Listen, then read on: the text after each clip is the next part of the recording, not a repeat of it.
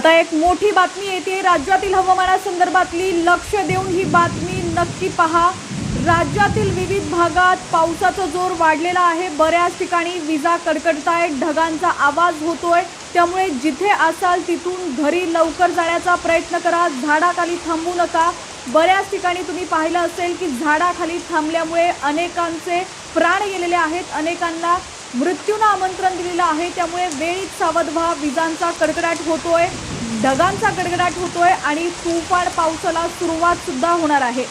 अनेक भागात वादळी वारे, गारपीट आणि पावसाची नोंद होतीये। दरम्यान विविध हवामान अहवालानुसार 3 ते 4 एप्रिल दरम्यान पश्चिमी विक्षोभाचा प्रभाव आणखी तीव्र होणार असून यामुळे देशातील अनेक राज्यात, विशेषतः उत्तरेच्या राज्यात वादळी वाऱ्यासह पावसाची शक्यता हवामान अभ्यासकांनी व्यक्त केलेली आहे। हवामान अभ्यासकांच्या मते एक तीव्र पश्चिमी विक्षोभ भारतीय उपखंडाच्या दिशेने सरकत असून पुढील 3 दिवस विशेषतः भारताच्या उत्तरेच्या राज्यात पश्चिमी विक्षोभाचा प्रभाव अधिक असणार आहे।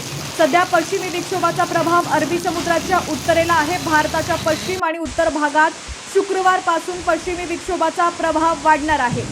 याचा परिणाम म्हणून जोरदार वादळी वारे वाहण्याची शक्यता असून गारपीट आणि पावसाचं प्रमाण सुद्धा वाढणार आहे। यामुळे चिंतेत असणाऱ्या बळीराजाच्या समस्येत आणखी वाढ होणार आहे। बऱ्याच भागात शेतकऱ्यांचं नुकसान झालेलं आहे। राज्यातील अनेक भागात पावसाळी हवामान कायम असून अनेक भागांना आज हवामान विभागाकडून येलो तर काही भागांना ऑरेंज अलर्ट देण्यात आलाय। अनेक भागात पाऊस आणि गारपिटीची नोंद होतीये। सध्या उत्तर मध्य महाराष्ट्र आणि दक्षिण मध्य महाराष्ट्र इथं पावसाची नोंद होतीये।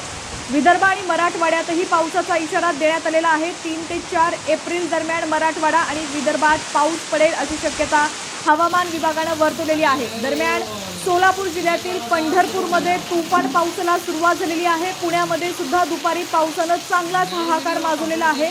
एका महिलेचा अंगावरती झाड पडून मृत्यू सुद्धा झालेला आहे। पुण्यात पूर परिस्थिती पाहायला मिळाली। ऐन उन्हाळ्यात कोसळणाऱ्या या पावसानं सर्वांनाच नाकेनऊ करून ठेवलेले आहे। पुण्यामध्ये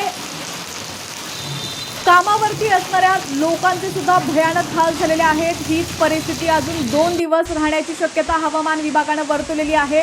दरम्यान आता राज्यातील तुमचा जिल्हा कोणता आणि तुमच्या जिल्ह्यात सुद्धा हवामानाची काय स्थिती आहे ती सुद्धा आम्हाला कमेंट्सच्या माध्यमातून नक्की कळवा।